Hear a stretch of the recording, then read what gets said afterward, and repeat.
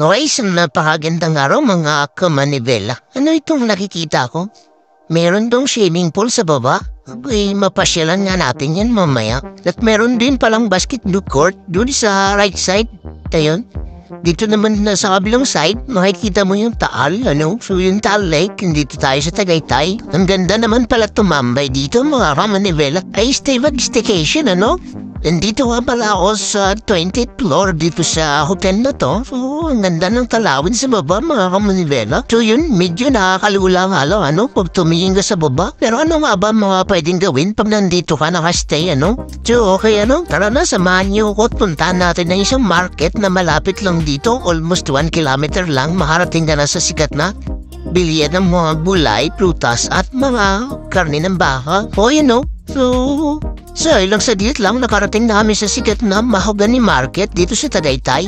So, kung pinuntahan, bibili ako ng karne ng baka.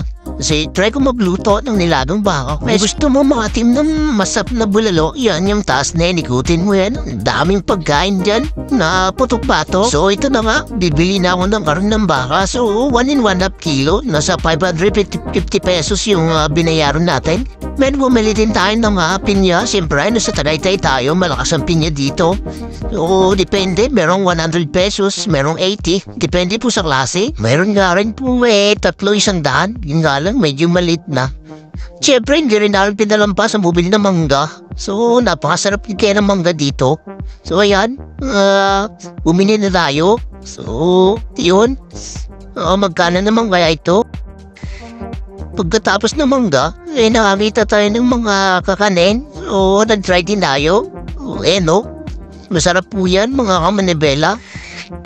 Okay, So, ang daming prutas na pagpipilian dito, Merong watermelon, So, ikutin nyo lang to. Merong papaya.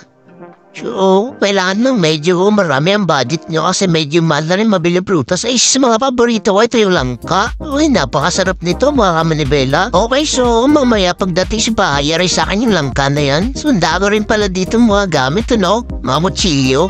So, kaya tayo sa second floor, dito na matatagpuan yung mga gulay. Iba't ibang klaseng gulay. So, hanap tayo ng panghalo natin sa ating nilaga. Okay, So, yun, sa ilang minutes namin na pag-iikot dito, nakakabili din tayo ng mga iba't ibang prutas, So, nandito na tayo sa parking. Alright din na tayo umuwi, At dahil paborito ko nga itong langka, abay saglit lang, ubus agad. Uy, napakasarap naman talaga ng langka. Ayun, habang pinapakulan ko na yung baka, siyempre, dinantakan ko na yung langka. So ano pa nga ba? Ito na yung reality. Tapos na, luto na yung baka, so pwede na natin lantaan ito. At least, matry natin kung masarap nga ba ito, mga kamanibela. So yung mais pala mo, So yun, kumain na kami, tam na tam sila. Napakasarap nga. Okay, So tamang higop lang ng mainit na sabaw at kumain ng mga 3 tahal na kanin, Susod na, mga kamanibela, Si Ate Isa at saka si Ate din, Sarap nilang kumain, mga kamanibela.